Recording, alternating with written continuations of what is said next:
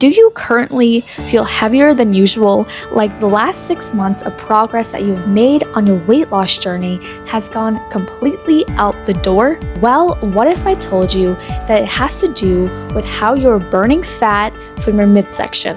Believe it or not, most people that have lost their weight on their journey have gained weight back mainly through their abdominal region. This could also be the number one reason why you are seeing more weight gain on the scale. So the main question is, if I have more fat in my abdominal region and my midsection, what is the best way to lose this belly fat the fastest?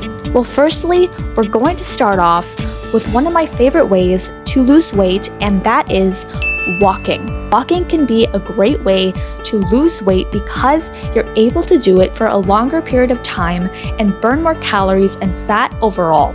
Simply starting off with just 30 minutes to an hour every morning before you go to work or before you go to school can help you lose weight. And walking is one of those types of exercises and workouts that allow you to increase your endorphins and allow you to do more of it for longer because it's very good for being low impact, which means pretty much anyone can do it. And walking also falls into that zone 2 cardio that allows you to burn fat as fuel, which is why it's such a great way to use as a fat burner so that you can fall into a calorie deficit easier. And when you fall into a calorie deficit, this allows you to lose weight more effectively.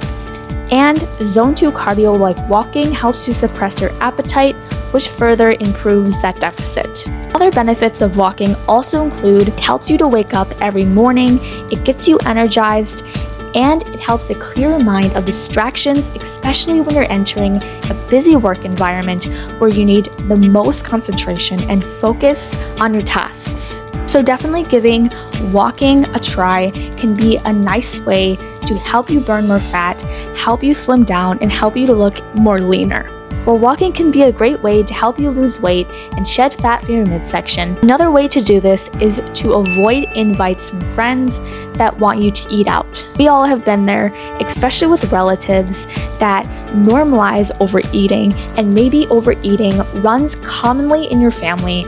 So you're so used to this kind of way of eating that you may not know the amount of calories that you're actually consuming. This is leading you to not lose weight effectively. Overeating can also be another trigger for things like cravings and more hunger, since when we're going out to restaurants, usually restaurants will not have healthy options that allow us to stay within that deficit and allow us to stay fuller for longer. Usually they'll lack things like protein, fiber, healthy fats, and complex carbohydrates, but also a lot of macronutrients. Instead, a lot of these restaurants will have more salt, higher fat levels, more sugar, and this is causing you to feel hungrier because we know with things like sugar, this is triggering your brain's reward system, and it's increasing those dopamine levels that want you to eat more than you should. A better option that you could do if you don't want to eat out on the weekend or at an event is you could eat before that event or that function by meal prepping ahead, so that when you eat a healthy meal that includes all the things that you're supposed to be getting, it makes it easier for you to not eat out during that function. And if you're going to a restaurant, you may not feel the need to eat out and you may not feel as hungry, and so you can easily pass on that situation or pass on the invite. Meal prepping is also another great way to help you eat less calories, feel more full, because when you add things like fruits and vegetables, those things have more fiber, they have more volume, and so therefore they have less calories, which is such a nice way to hack your system into burning more fat because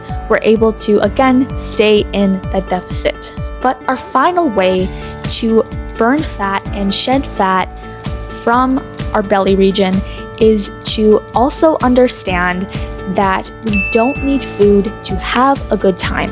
So let's say it's the weekend and you're out shopping and it's a nice, sunny, hot day. After you're done shopping and getting all of your clothes, conveniently there's an ice cream stand or an ice cream parlor tempting you to want to eat those things. So this is when you need to tap into the boundaries that you have with food, tap into that no mindset. So it's not that you can't eat those things, rather it's more about how it's going to benefit you, how choosing a better option will make more sense to the goals that you're trying to reach. But when we start saying things like no and setting boundaries, it's working that muscle in our mind that is designed to give into temptation and designed to make you go back into those bad habits. Another thing that we could also understand is what it's like to actually have a healthy mindset. So in other words, what would the fitter, leaner version of you do instead?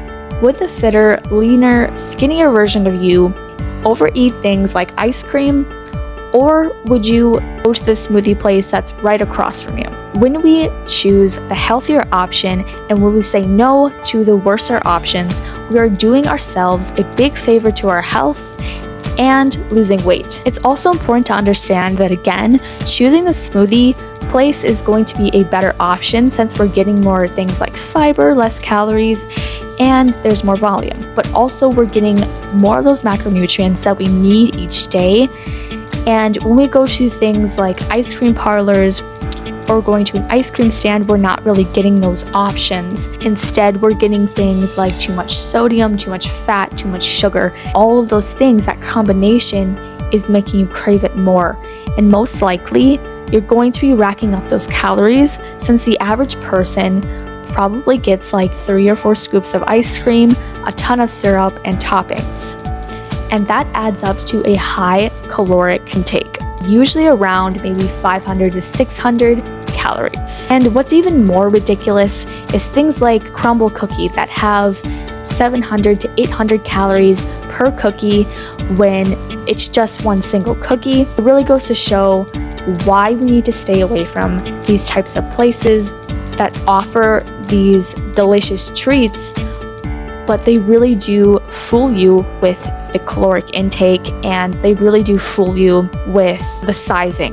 Because even though foods can be smaller, they can be very deceiving on the calorie count and what's actually in them that's causing you to rack up more calories. So picking the healthier option is always going to be the best idea, whether you choose to eat at home or you're making a smarter decision to eat out. Always choose the option that's going to benefit your health and keep you on track to reaching your goals faster. Remember that all these ways can be effective for helping you to see the results that you're looking for and to help you shed the fat, tone your midsection.